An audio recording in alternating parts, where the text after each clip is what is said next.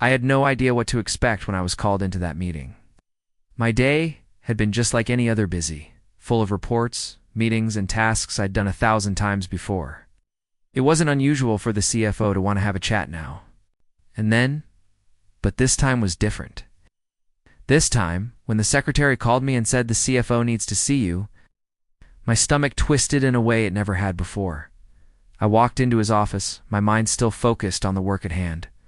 The last thing I was thinking about was anything that could go wrong. This was my 19th year with the company, after all. 19 years of dedication, of hours spent working late, of being the first one in and the last one out. I had climbed the ladder from an entry-level position to a senior role. I had sacrificed time with my family, friends, my personal life, all to give everything I had to this company. So, when I stepped into his office, the last thing I expected was what came next. He was sitting behind his desk, papers scattered in front of him, and for a second, he looked up at me with a sort of cold indifference that sent a chill down my spine. "Sit down," he said, motioning to the chair across from him. So I sat, trying to remain calm, trying to ignore the feeling of unease that was creeping up my neck. He didn't waste any time. "For restructuring," he began, as though that was all the explanation I would need. "It's a necessary change for the company moving forward. Unfortunately, your position is being eliminated." The words hit me like a slap in the face, and for a moment, everything went silent. I couldn't process it. My brain refused to understand. Restructuring. I had heard of layoffs in passing, but I never thought I would be one of them. Not after everything I had done for the company. Not after nearly 2 decades of hard work and loyalty. "You're letting me go?" I asked, my voice faltering, still struggling to wrap my head around what was happening. He nodded, his face impassive. "Yes, it's part of the restructuring plan. There are some changes being made to streamline operations and improve efficiency. Unfortunately, we're not able to retain every position." I couldn't believe what I was hearing. Streamlining operations? Improving efficiency? How could this be happening? My heart raced, and I felt a lump form in my throat. I tried to hold it together, but the disbelief was overwhelming. How could I have been so blindsided? I'd given this company everything. The long nights, the sacrifices. I had built relationships with colleagues, mentored younger staff, made countless decisions that I thought had helped the company grow. Yet here I was, sitting in front of the person I had worked alongside for so long, being told that I was no longer needed. I opened my mouth to speak, but no words came out. I didn't even know what to ask. Why? How could this be happening? But there was no answer that could make sense of this. He wasn't interested in giving me a reason. "It's just business," he added, as if that made it all okay. "The decision has been made." I sat there, stunned, my mind spinning, trying to comprehend what was happening. I couldn't feel. My legs couldn't think clearly. I had to be hearing things wrong. It was a mistake. They would fix it. They had to. But as I sat there in that sterile office, the reality began to sink in, piece by piece. It wasn't a mistake. It wasn't an error in the system. This was real. After nearly 2 decades of loyalty, dedication, and hard work, I was being thrown aside like an afterthought. I felt numb. I tried to look at him, but his face was unreadable, distant. He wasn't concerned with how this was affecting me. I was just another casualty of a necessary restructuring. I stood up slowly, my hands shaking. "So that's it?" I asked, barely able to make the words come out. He didn't even look up from his papers. "Yes, that's it." I couldn't speak anymore. There was nothing left to say. I walked out of the office, my head spinning. I felt the weight of those words press down on me with every step I took. 19 years, gone in an instant. I didn't know where to go or what to do next. All I could think was that I had just been betrayed by the one place I had trusted. I had built my life around it, and now it was gone, just like that. I couldn't make sense of it. The worst part was, I had never seen it coming. 19 years. It feels like a lifetime, and yet, in an instant, it can all be erased. Before that meeting, before the day, I was blindsided by the news that everything I had worked for was being taken away from me. There was a time when the company felt like home, When I first walked through the doors of that company, I was wide-eyed and eager, ready to make my mark in the world. I was fresh out of college, hungry for success, with big dreams of climbing the ladder. I had no idea how long I'd be here, but I had a sense that this company was where I was supposed to be. I started at the bottom, like everyone else. Entry level. Tasks, late nights spent learning the ins and outs of the business, but I didn't mind. I was driven, and I was determined to prove myself. Over the years, my role evolved. I took on more responsibility, became involved in bigger projects, and learned the value of building relationships not just with colleagues, but with clients, management, and everyone in between. I dedicated myself fully to the company. My work ethic, unwavering. My loyalty, unquestionable. There were sacrifices, of course, missed birthdays, anniversaries, family events. But that was the price I was willing to pay to build something meaningful, to build a future. I remember the first time I got promoted. It wasn't just a title change. It was a recognition of everything I had worked for. I'd earned it. Spent years perfecting my skills, proving myself time and time again. I was proud of how far I'd come, but more than that, I was excited for the future. I felt secure. The company had become my second family. I had worked alongside people I respected, and we had built something great together. And then there were the relationships, the bonds that had been formed over nearly 2 decades. Colleagues who had become friends. People who I had mentored, who had turned to me for advice and guidance, and in turn, I learned from them as well. There was a camaraderie that developed over the years, a sense of trust that felt unbreakable. We celebrated each other's successes, comforted each other during hard times, and worked side by side to achieve the company's goals. I wasn't just another employee. I was part of the team, part of something bigger than myself. As the years went on, I continued to rise through the ranks. I took on more leadership roles, helped shape company strategy, and worked to ensure the long-term success of the business. It wasn't just about the paycheck or the title for MIT, it was about the impact I was making. I was invested in the company's growth and vision, and I saw a future for myself here. I could see myself retiring from this place. It wasn't just a job. It was my career. It was my life. Asterisk, I had always believed in stability, in hard work paying off. I thought that after nearly 2 decades of dedication, my future here was secure. I had given everything to this company, the late nights, the weekends, the missed vacations. I had earned my place, and I had assumed that this would be my career's home. The company had provided for me, and I had provided for it. We were in this together. I remember thinking, years ago, how wonderful it would be to look back one day and see that I had built something solid, something that would last, a career, a legacy. I had spent my entire adult life here, shaping my identity around the work I did, the people I worked with, and the goals we achieved together. But now, as I sat in that office, hearing the words were restructuring, those dreams, those visions of long-term stability, crumbled in an instant. In that moment, I realized that the future I had envisioned, the one I had worked so hard to build, was gone. The relationships I had nurtured, the trust I had placed in the company all felt like they were worth nothing.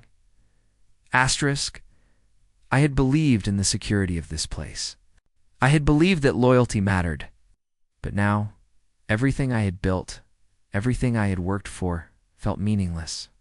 How could they throw it all away so icily? How could they dismiss 19 years of dedication with a few impersonal words? Asterisk, and in that moment, I didn't just lose my job. I lost my sense of purpose, my place in the world. I couldn't help but feel the weight of everything that had been taken from me, everything I thought I had earned. I don't even know how I made it back to my office after that meeting. My legs felt like they were moving on their own, carrying me through a haze of confusion and disbelief. The door clicked behind me, and I found myself standing in the same space that had been my base of operations for almost 2 decades. It should have felt familiar, but now it felt like a foreign landscape, as if the walls themselves were closing in on me. Restructuring. The word echoed in my mind, looping over and over. It didn't make sense. How could it? One minute I was part of the team, contributing, leading projects, helping the company grow. The next, I was out suddenly disposable, unimportant. The coldness of the decision hit harder than anything else. The CFO hadn't even looked me in the eye. There had been no compassion, no understanding. It was just business. He was just doing his job. I stared at my desk, at the pictures of my family, the awards and mementos that decorated the space tokens of years of hard work. I could almost hear the sound of the meeting replaying in my head. We're restructuring. Unfortunately, your position is being eliminated. That was all he had said, just those few sterile words. No explanation, no empathy. Just a decision made in some cold boardroom meeting, as if I was just a number on a spreadsheet, easily replaced. How could this happen? I had given everything to this company, my time, my energy, my loyalty. I had been there when it was difficult, when it felt like we might fail. I had put my trust in them. And now, just like that, I was no longer needed. Easy for them to let me go? Was I really so replaceable? I sat down at my desk, my mind racing. My hands shook as I picked up a pen, twisting it nervously in my fingers. What went wrong? I kept asking myself. How did I get here? The company had always promised growth, security, loyalty in return for hard work. Had that been a lie? Had I been too naive to see it? I tried to tell myself that maybe it was just part of the corporate world. Things change. Companies evolve, positions are restructured. But the betrayal I felt went deeper than that. It wasn't just about the job, it was about everything that had been taken away in that moment. The years I had invested, the late nights, the missed vacations, the sacrifices I had made for the good of the company, of it felt worthless now. I thought about the people I had worked with, people I had mentored, people I had trusted. What would they think? How could they not see the unfairness of this? I felt a deep pang in my chest, like I had been left out in the cold, abandoned without a word of explanation. How could they do this without even talking to me first? How? Could they not see the value I had brought to this place? The silence in the office was unbearable, felt suffocating, like the air had been sucked out of the room. I wasn't sure how long I sat there, minutes, hours, I couldn't tell. But all I could think about was the years of loyalty I had given and how easily it had been tossed aside. There was no sense of closure, no acknowledgement of my years of hard work. It was just over. It's just business. But to me it felt personal, felt like a punch in the gut, a betrayal from the place I had dedicated my life to. I reached for my phone, wanting to call someone. Who could explain this to me? Someone who could help me make sense of it. But who could I call? Who could possibly understand what I was going through? I had never expected to feel so alone. The people I had worked with, the colleagues I had, spent years alongside, now felt distant, unreachable. I was angry. I was hurt, but most of all I was confused. I couldn't stop thinking about how everything I had worked for could be taken away so easily, so quickly, with no warning. Was I that disposable? The world felt like it was spinning out of control. I had built my entire adult life around this company, and now, in a matter of moments, it had all crumbled. I couldn't help but feel betrayed by the very place I had believed in. How had it come to this? I sat there staring at the papers on my desk, trying to process everything, but nothing made sense. Nothing felt real. I had worked so hard to get here, and now it was all gone, just like that. The days that followed the meeting were a blur of confusion, but as time passed, something didn't sit right with me. The more I thought about it, the more I began to notice the subtle cracks in the explanation the CFO had given me. I tried to tell myself that it was just the sting of the moment, that I was overthinking things. But deep down, I couldn't shake the feeling that there was something more to this, that the firing wasn't just a cold business decision. As they had framed it at first, it was the little things that bothered me. The CFO's demeanor during the meeting had been too detached, too rehearsed. He barely looked me in the eye, and his explanation felt like it was ripped straight from a corporate manual, too perfect, too impersonal. I had expected, at the very least, some acknowledgement of my years of service. But instead, I had been given a canned response, as if I were just another casualty of some broader plan. I began to wonder if there was more to it. I started remembering odd moments over the past few months, times when the CFO's tone had shifted, when his words seemed pointed or dismissive, as if he were already distancing himself from me. Had I missed something? Had I done something to make him turn against me? No, I thought. I had been loyal, professional, always focused on the company's success. I had never given him a reason to think I was anything less than dedicated. Why else would he do this? It wasn't long before I started hearing whispers around the office. At first I thought it was my mind playing tricks on me, but then I started picking up on things.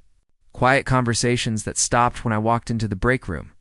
Quick glances exchanged between colleagues who avoided eye contact when I asked them questions. They weren't saying anything directly, but I could tell something was off. One afternoon, I ran into Linda, a close colleague I had worked with on multiple projects over the years. She was usually open, honest, and always willing to chat.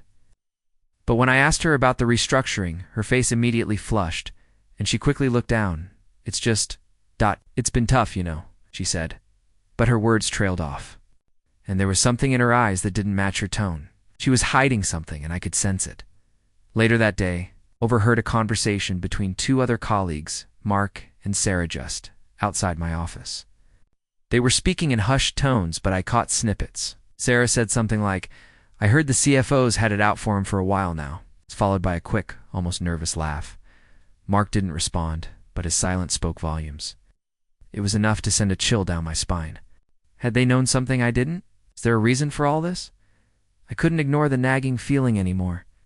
I wasn't just another casualty of a corporate restructuring. I had been ambushed.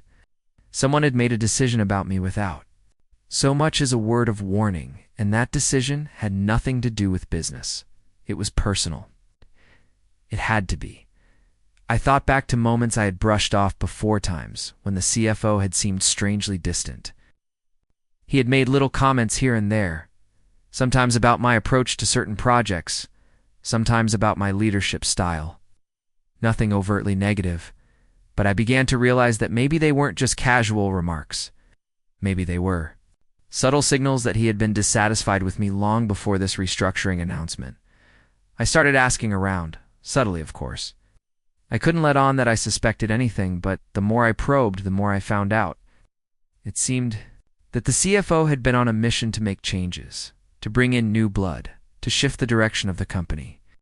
But there were rumors that I couldn't ignore. Some whispered about power struggles, about management reshuffling, and others hinted at the CFO's desire to make his mark by clearing out older leadership to bring in his own team. Was I just a casualty of a larger power play? Had I become expendable in a game I didn't even know was being played? The more I learned, the clearer it became. This wasn't about restructuring. This wasn't about efficiency or progress. It was about him, the CFO, making a move for reasons that had nothing to do with my performance or the company's needs. I was just a pawn in his personal game, and I hadn't seen it coming. Asterisk, I felt both angry and helpless. Anger at the fact that I had been blind to the signs. Helpless because there was nothing I could do about it now. All my loyalty, all my hard work, it had meant nothing in the end.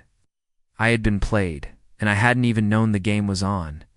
But now, it wasn't just about the firing. It was about understanding why it had happened, uncovering the truth, and finding out if there was something more to this betrayal than I had yet realized. And that meant confronting the one person who held the answers, the person who had orchestrated it all. I couldn't sit on this feeling of betrayal any longer. I had spent days mulling over the possibility that the firing was personal, that there were hidden motives behind the decision. Every conversation I overheard, every strange interaction with colleagues, it all pointed to something deeper than just a simple restructuring. I needed answers. I needed to hear it from the CFO himself. So I did what I had been avoiding. I called him. His assistant answered, and after a few minutes, I was told I could meet him at 2 p.m. I wasn't sure what I expected, but I knew I had to confront him, to force him to give me some kind of explanation. He couldn't just get away with this. It's not after 19 years of loyalty. When I walked into his office, I felt the same cold air settle around me that I had felt during our last meeting. He was sitting behind his desk, as always, his eyes glued too. A report in front of him. There was no acknowledgement, no welcome, no warmth. I stood there for a few moments before he looked up, his face neutral, his posture impassive.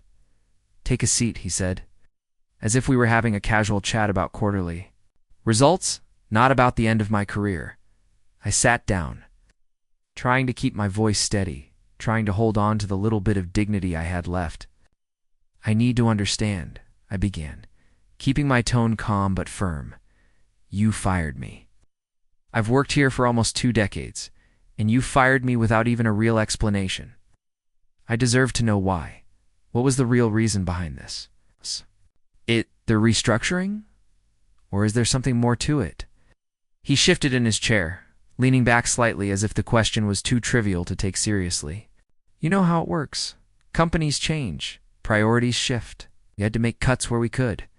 It was a business decision." His answer was as vague as I feared. No specifics. No acknowledgement of my years of service. Just more corporate jargon. That felt like it was meant to shut me up, to placate me without actually addressing the real issue. I wasn't going to let him off that easily. "That's not enough," I pressed, feeling my frustration build. "I've given everything to this company. 19 years of loyalty, of late nights, of pushing the company forward. And now you just cut me loose with nothing more than a vague excuse? You owe me more than this? What happened? Oh. What's really going on here?" He paused for a moment, almost as if weighing his response, but then shrugged nonchalantly. "Look, I understand your frustration, but sometimes these things happen. You can't keep everyone, and it's just how the restructuring is going. You're not the only one. I had to make tough choices." His dismissive tone cut through me like a knife. I could feel the anger rising in my chest, but I kept my voice steady. "I understand that, but I want to know why I was one of those choices. Was my performance lacking? Was I not delivering? If that's the case, just tell me. I can take it." He waved a hand, clearly uninterested in providing any clarity. "This isn't about performance," he said, leaning back in his chair, a smirk forming on his lips. "It's just the direction the company is going. We have new goals, new strategies. Gosh, you're positioned well. It just didn't fit anymore." Couldn't believe what I was hearing. After everything, this was all he had to offer. "That's it?" I asked, my voice laced with disbelief. "After all these years, all the sacrifices I made for this company, you're telling me it was just a business decision? You can't even tell me why. Why me, and why now?" He leaned forward slightly, his expression remaining unchanged, his eyes cold. "It's just business. We've gone over it all with HR. You know how it works." His words felt rehearsed, like he had said them 100 times before. He wasn't interested in a real conversation. He wasn't interested in giving me the answers I deserved. I felt my stomach turn, the realization hitting me like a brick wall. He wasn't going to give me anything. He wasn't going to admit to anything. He didn't care. He was done with me, and I was just another casualty in his quest to climb higher. To make his mark at the expense of the people who had helped build the company. My years of loyalty didn't matter to him. It didn't matter to him. This wasn't about business. This wasn't about efficiency or restructuring. This was about him getting rid of anyone he felt was standing in his way. And I had been a target whether it was personal, political, or just a matter of convenience. I would never know.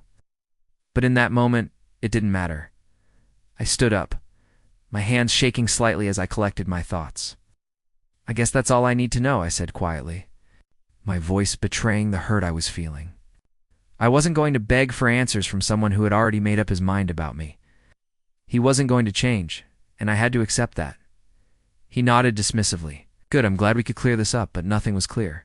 Nothing had been resolved. And I realized, as I turned to walk out of his office, that this conversation wasn't about finding closure. It was about realizing that there would be no closure, no apology, no remorse, no recognition for the years I had spent building this company. There was only the cold finality of a decision made in a room far removed from everything I had worked. For I walked out of his office, my chest heavy with frustration. I had come seeking answers, but instead, I had been met with a wall of indifference. The realization hit me hard. He wasn't just cold and dismissive about my firing. He was indifferent to the years I had dedicated to this place, and that, more than anything, was the most painful part of it all. The moment I walked out of the CFO's office, it felt like the floor had been ripped out from beneath me. My legs were shaky, and my thoughts were a mess. I had gone in seeking answers, hoping for some clarity, some justification.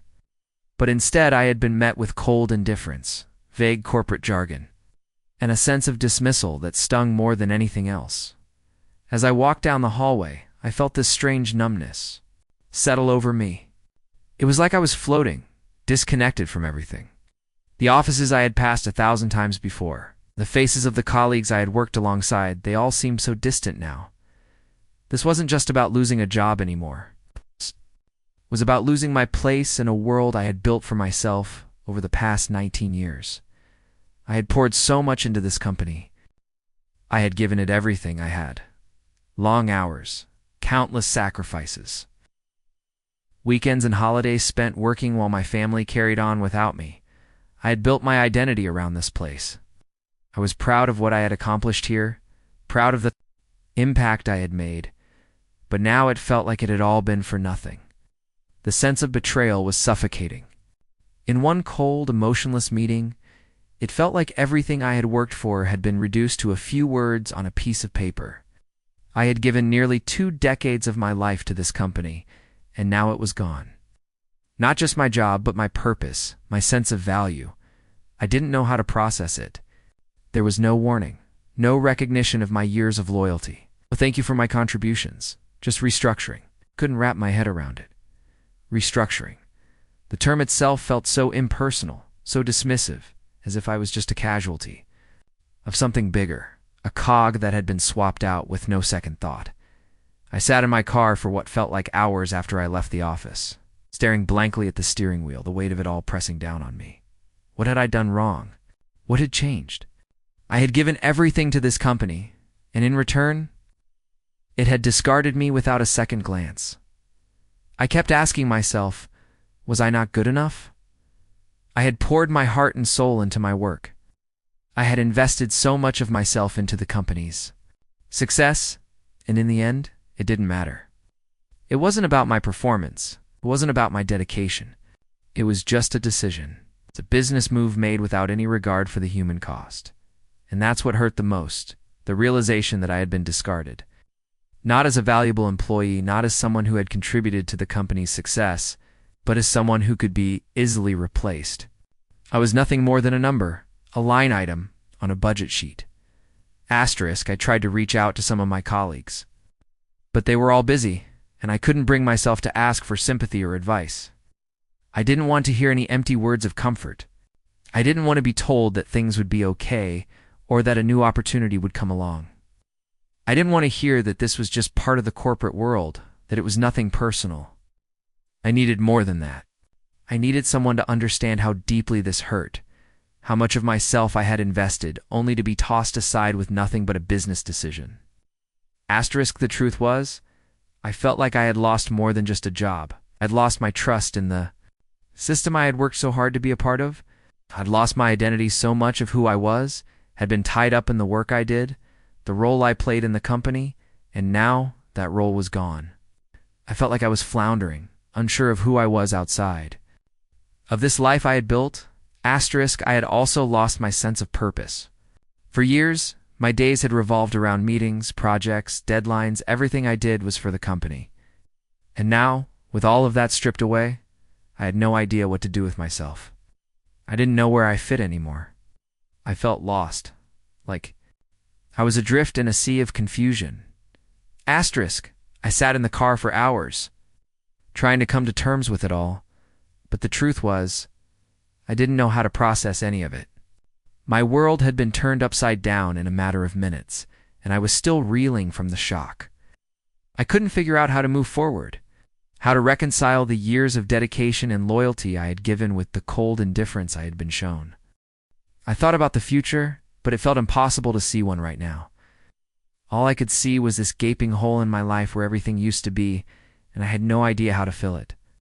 I had spent so much of my time building my career that I hadn't stopped to think about who I was outside of it. Now I didn't know who I was anymore. I couldn't shake the feeling that something didn't add up. The firing didn't make sense. First, I tried to brush it off as part of the business cycle, the restructuring, the changes. But as the days passed, that gnawing suspicion started to turn into something bigger. I needed answers. I had to. Know why I was the one who had been chosen, why I was let go after so many years of loyalty, and why the CFO had been so cold and indifferent during the entire process.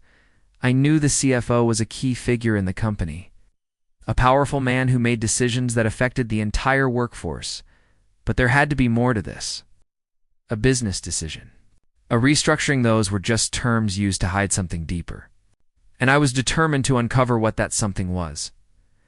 I started asking around.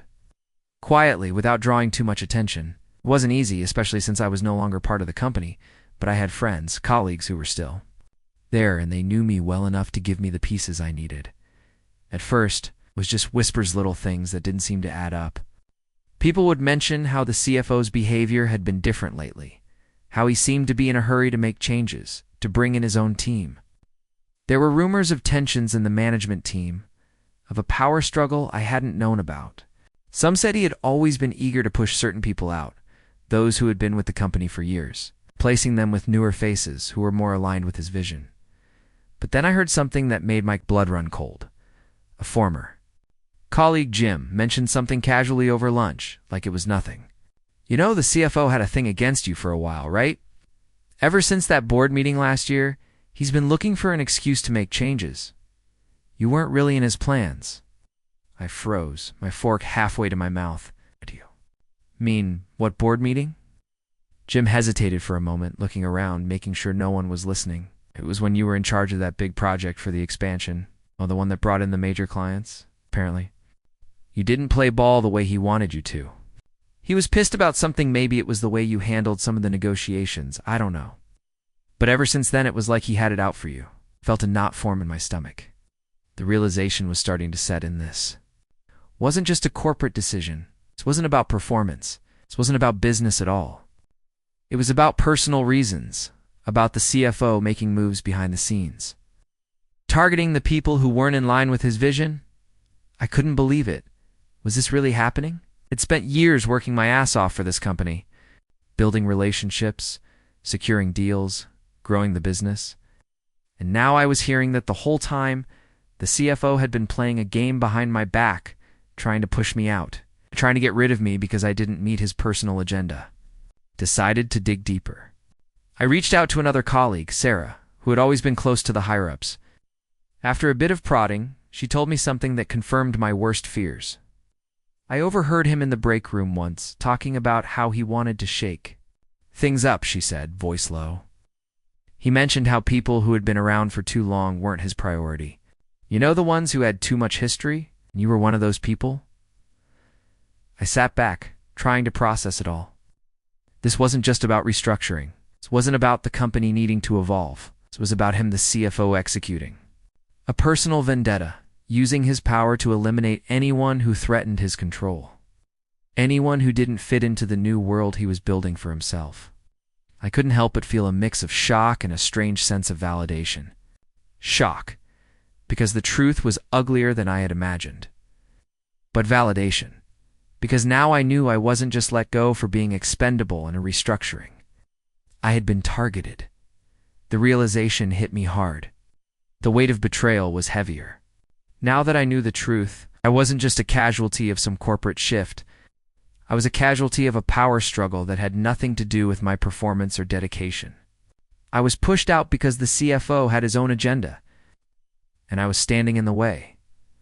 But even in the shock of it all, I felt something else begin to rise inside me, a fire, a desire for justice.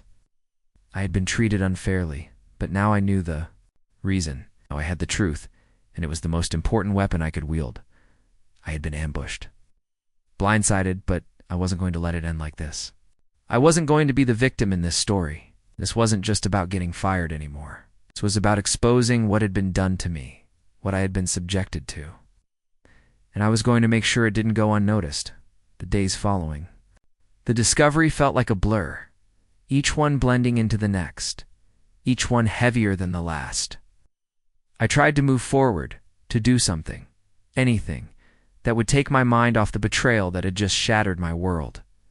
But it was impossible. Every moment felt consumed by the same thought.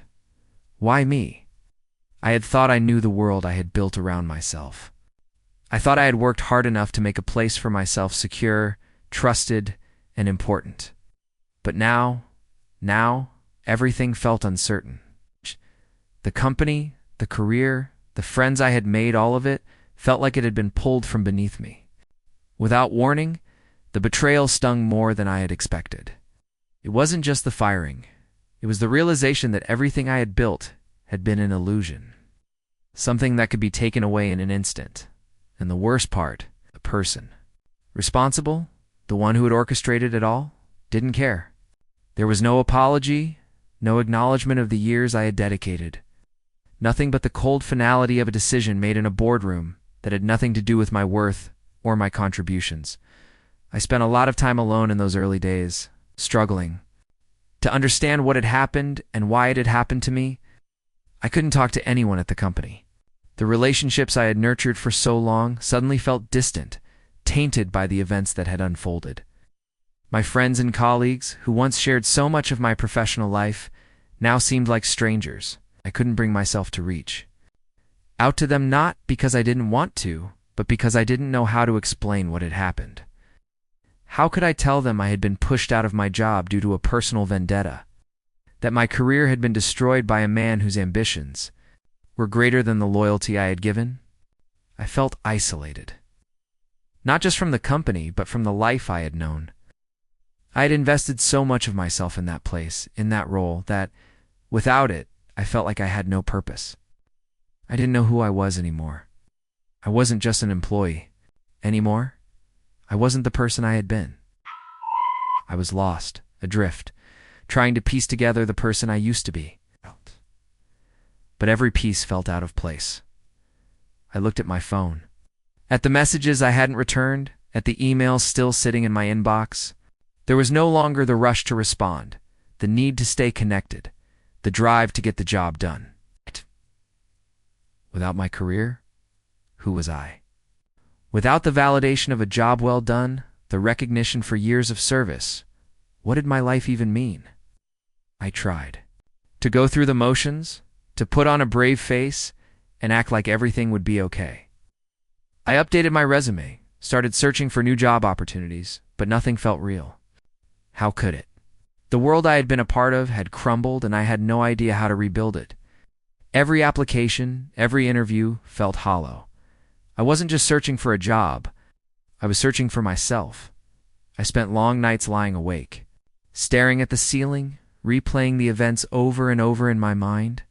I couldn't shake the feeling of having been humiliated. The public nature of the firing made it worse. Everyone knew. Everyone saw the man who had built his life around the company suddenly discarded, shoved aside with no warning, no explanation. It wasn't just a job loss. It felt like a public failure, like I had been exposed. Stripped of the identity I had worked so hard to create, my confidence, once strong, now felt fragile, like it could shatter at any moment. How could I trust? My judgment? How could I trust anyone again, knowing that the person I had worked for, the one I had respected, could betray me so easily? The worst part was that it wasn't just my career I had lost. I had lost a part of myself, my sense of purpose, my trust in the system that had once made me feel secure. In the midst of the isolation, I began to realize that I wasn't just mourning the loss of a job, I was mourning the loss of my identity. Who was I without that role, without that recognition? How could I move forward when it felt like everything I had worked for had been taken away from me? I started to see the depth of the damage, not just to my career, but to my sense of self-worth. I had defined myself by my job, by the respect I had earned, by the role I played in the company. But now, with all that stripped away, I had to find a new way to see myself. I had to rebuild, not just my career, but my sense of who I was without that validation. I had to come to terms with the fact that I was more than just a job title. It's more than just a position on the company hierarchy. The realization was painful, but it was also necessary. I had to learn to accept that I was still worthy, still capable of success, even without the title I had spent so many years working for. I didn't know how long it would take to rebuild, but I knew it would be a process. I would have to face the isolation, face the uncertainty, find a way to emerge stronger on the other side. It wasn't going to be easy. The emotional toll of everything that had happened was heavy. The frustration, the anger, the sense of betrayal, they all felt suffocating. But somewhere deep inside, I knew that I had the strength to get through this. I wasn't done yet. My journey wasn't over. Still had a purpose, even if I hadn't figured out what that was yet. It wasn't easy, not by any means. The first few weeks felt like trudging through thick mud, each step forward seeming heavier than the last. The shock of the firing was still fresh, the sting of betrayal still raw. But one thing I had learned through all this was that I had no choice but to move forward. I couldn't afford to stay in this place of anger and self-pity forever. I had to rebuild, not just my career, but my life, and that had to start with taking action. The first step was reaching out. At first I had resisted it. I didn't want to admit that I needed help, that I wasn't invincible, that my career had come to a screeching halt. But sitting in isolation wasn't going to get me anywhere. I'd spent nearly 2 decades building relationships with people who had once been my colleagues, mentors, and friends. It was time to tap into those connections, to see what opportunities were out there, to find a way to leverage what I had learned and move forward, so I started networking. It felt awkward at first, like I was admitting defeat. But I quickly realized that it wasn't about admitting anything, it was about taking control. I reached out to former colleagues, some of whom I hadn't spoken to in years, but they responded with genuine interest. They listened to my story, they offered advice, and most importantly, they gave me encouragement. It wasn't the cold, detached corporate world I had been living in. It was a reminder that there were still people out there who cared. I also took a hard look at myself, freely looked at who I was now. What did I want? What had I learned? The career I had built for so long was no longer a part of me, but that didn't mean I was lost. It meant I was evolving. I started reflecting on my personal and professional growth over the years. I had accomplished so much, but I had also become so focused on the company, on climbing the ladder, that I had forgotten what made me happy outside of work. It was time to focus on me again. I began investing in self-care, something I hadn't done in years. I took walks outside. Something as simple as being in the fresh air brought a sense of peace I hadn't realized I was missing. I reconnected with hobbies I had long neglected: writing, cooking, spending time with friends and family. For the first time in a long while, I felt like I was reclaiming pieces of myself that I had lost along the way. And slowly, bit by bit, I started to rebuild my confidence. I began working with a career coach, someone who helped me reframe my thinking. She encouraged me to see this setback not as a failure, but as an opportunity for growth. It wasn't easy. There was a voice in my head that told me I was too old, too far behind, that I wasn't good enough, which was loud, persistent. But the more I worked on it, the more I realized that it didn't matter. I wasn't starting from scratch. I was starting with experience, with a wealth of knowledge, skills I had spent years honing. I set new goals for myself, smaller ones at first, just to get me back into the rhythm of progress. I updated my resume, reached out to recruiters, looked into industries I hadn't considered before. I started researching new career paths, things I had always been curious about but never had the chance to pursue. Maybe it wasn't the corporate world I had known, but that didn't mean I couldn't find a new passion, a new purpose. Each day I found a little more of myself. I started to regain a sense of agency, of control, something I hadn't felt since that fateful meeting with the CFO. I wasn't just a passive victim of circumstance. I was making things happen. It was slow, it was painful, but it was real. The process of healing wasn't just about bouncing back to where I had been. It was about building something new, something stronger. I found the courage to start taking risks again, to trust in myself and my abilities.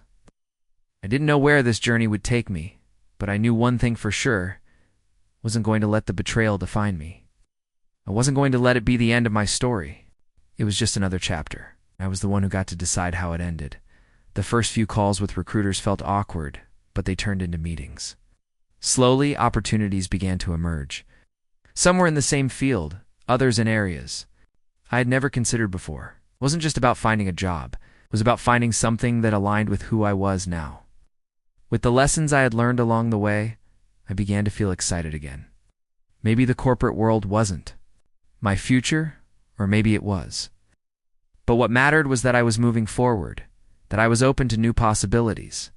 I had the strength to leave behind what no longer served me and embrace what was coming next. I didn't have all the answers yet, but I had regained my confidence. I had found a part of myself that I thought I had lost forever. Time since that fateful meeting, I felt like I had control over my future again. Looking back on everything, it still feels surreal. The betrayal, the shock, the overwhelming sense of loss. There were days when I couldn't fathom how I'd ever move forward, when I felt like my entire world had crumbled at my feet. But now, as I sit here reflecting on everything I've been through, I can finally see the lessons in it all. The firing. The way it all went down was the hardest thing I've ever experienced. I had spent nearly 2 decades building my life around that company. I had given everything I had, my time, my energy, my loyalty, and in return, I was discarded as though I had never mattered. It took me a long time to accept that reality. I fought against it, tried to justify it, tried to make sense of it in ways that made me feel better. But the truth was, I was never going to get the answers I wanted. I wasn't going to find closure in their cold, impersonal decision. But what I did find was something even more valuable, myself. Through the pain, the confusion, the betrayal, I learned a lot about trust, both in others and in myself. Trusted that my dedication and hard work would mean something, that loyalty would be rewarded. But what I hadn't fully realized was that trust also had to be in myself. I had put so much faith in the company, in my role, that I had forgotten to trust my own worth. I had allowed my identity to be defined by my job, and when that was ripped away, I was left wondering who I was. But now I see that it wasn't just about the job. It wasn't about the company. It was about my ability to rise above it, to rebuild. From the ground up, through all the frustration, the anger, the self-doubt, I came to understand that I am more than just the sum of my career. I am resilient. I am capable. And no one, not the CFO, not the company, could take that away from me. I've learned that resilience isn't just about bouncing back from a setback. It's about adapting, evolving, and using the lessons learned to build something stronger. Yes, I was devastated when I lost my job. Yes. It stung when I realized how easily I had been pushed out. But through that pain, I discovered a new strength in myself. I learned to trust that, even without the job, I would find a way forward. I learned to believe in my own abilities, my own value, regardless of the external validation I had relied on for so long. Acceptance didn't come easily, but I finally came to terms with the firing. It was a hard pill to swallow, but I understood that it wasn't the end of my story. It was simply a chapter. A painful chapter, yes, but one that I could learn from. And while I may never fully understand why it happened the way it did, I've come to see that it doesn't define me. It's just one part of a much bigger picture. The truth is, I'm still here, still standing, and that's what matters. As I look ahead, I feel a renewed sense of purpose. I may not know exactly where I'm headed, but I know that I am in control of my own future. I have the clarity now to see that this experience, as painful as it was, didn't break MIT, made me stronger. It pushed me to question what I really wanted out of life, what truly matters to me, and how I can move forward with more wisdom and a deeper sense of self. I've learned to embrace change, to embrace uncertainty, and to see it as an opportunity for growth. The path ahead might not always be easy, but I now have the tools to face whatever comes my way. I am no longer afraid of failure or rejection.